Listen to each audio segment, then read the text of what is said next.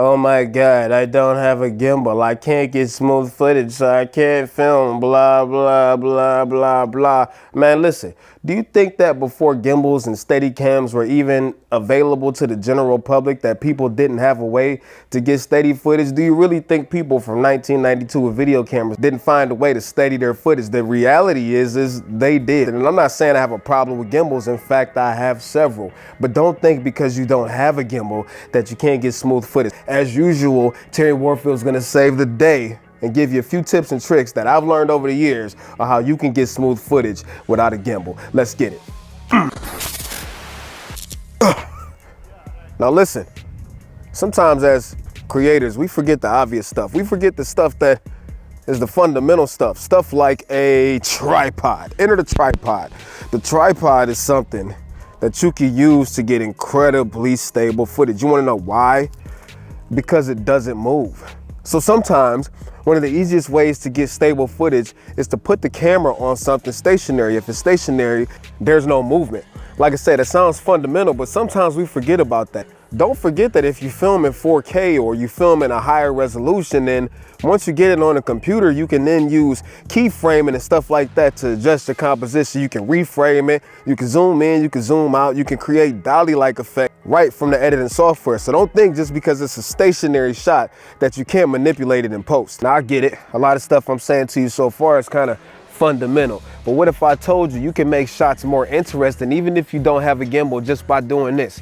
Moving around in the frame. That don't mean that you have to stand there right in front of the camera and just talk to the camera. You can make things more interesting. So maybe one thing you need to do if you don't have a gimbal or any type of stabilization is put it on a tripod, like I said, but get creative with your composition. Do something to make the composition more interesting. Let's move on to the next thing.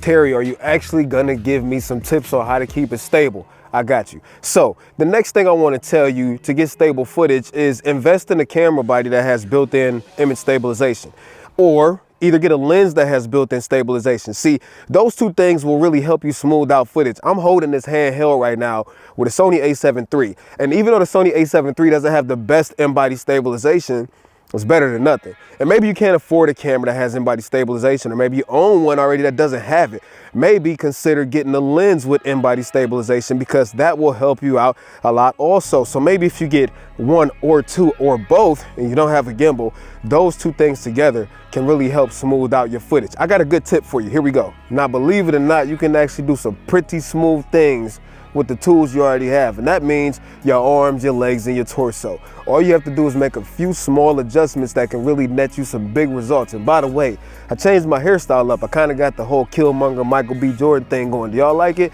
Do you like it? If not, whatever. Let me give you these tips real quick on how you can use your body to stabilize your footage. Now, fundamentally, the first thing I want you to do is think of your body as its own stabilization platform. Your legs are shock absorbers, your arms are shock absorbers. Go outside and test this out. Instead of just walking with the camera like this, where it's picking up all of that camera shake, I want you to do this, okay? Take your elbows, tuck them in at your sides, man. Lock them to your torso and don't move. That way, when you want to turn or you want to make movement, you use your hips to turn instead of your arms, which you're getting all those micro shakes. Tuck your elbows, keep them at your side, do your filming. The second thing I want you to do in conjunction with that is called the ninja walk. Now, you probably heard of the ninja walk, but I'm gonna show you, right? So regular walking, I'm filming, right? I'm picking up all of this camera shake. But with the ninja walk, like I said, your legs turn into shock absorbers. So what I want you to do, tuck your elbows like this. Instead of doing regular walking, I want you to bend your knees and then start walking slow. Heel to toe, heel to toe, heel to toe. Do those two things together, boom. You got much, much smoother footage than just walking, holding your camera out there. If you don't believe me, if you think I'm lying, go try it yourself. Let's keep it going. Oh, it's getting cold out here. Now, the next thing I want to tell you is something that people seemingly have this love-hate relationship with. Me personally, I love it. I do think it's a little bit overdone, but you'll never hear me telling people not to use it, and that is slow motion. Now listen, what slow motion does is it slows down all of those jolts and movements that you would normally make. It slows them down. so they're less exaggerated. People don't notice as much. Now again, you can use this as much or as little as you want to, but if your camera is capable of it and you know you don't have a gimbal, man, don't be scared to slow it down to 30 frames a second or 60 or 120, 240, whatever. The more frames per second, the more you can slow it down, which means the less exaggerated all of your movements are. Now again, use this at your discretion, but I'm gonna give you an example of what slow motion can do when it comes to stabilization.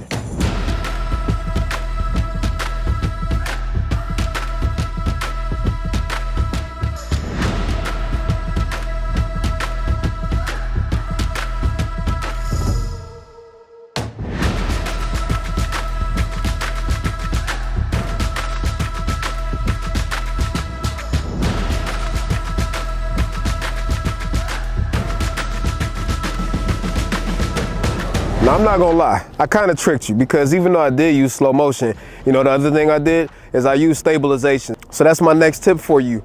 Use your software, Final Cut Pro, Premiere, DaVinci, whatever it is, man, and use the warp stabilizer or use the built-in stabilization correction from within the software. Now, this got some caveats, right? It don't always work how it's supposed to work. If you got a lot of fast motion, then it's not gonna do well. Also, if you don't have enough light or if it's underexposed, that means it's not enough data for the software to work with, so it ain't gonna do a good job either. But in a pinch, stabilizer, warp stabilizer can really help smooth out them shots. I got another tip for you. All right, man, as you can see, it is getting real dark out here real fast. Now, this tip won't work with the tip I showed you earlier with tucking your elbows. However, if you do have a camera strap, you can use this instead. What you want to do is put the camera around your neck and force the camera outward. Boom, I'm looking like a tactical video now, right? You know how you saw the Navy SEALs on TV and they be walking through like, you know how they be doing all that? Well, the same thing works with the camera. Force the camera out there, the neck strap will absorb all of those movements. I mean, look at it. Look how smooth it is. You can tell without even looking at camera footage that I'm shooting that this is actually super smooth. So use the neck strap to your advantage.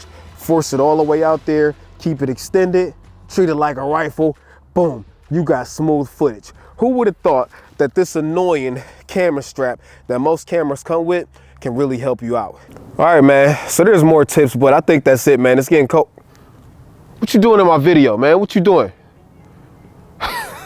Like I said, that concludes today's video, man. So I hope this video helped you out. Whether you're a new filmmaker or an experienced one, sometimes we forget about the basics. Sometimes we forget about those, and that's all I wanted to do was try to help you. So I'm sorry I didn't give you like all the cinematic sauce and all that today, but it's cold. It's cold, and I'm not about to stand out here all night trying to make this perfect cinematic level production when all I really wanted to do today was help y'all out. So let me know what you thought. If you like these kind of videos, I will do more. I will try to spread the knowledge that I have, and I hope you enjoyed it, man. If you did enjoy it, smash that like button. Don't you leave off this channel.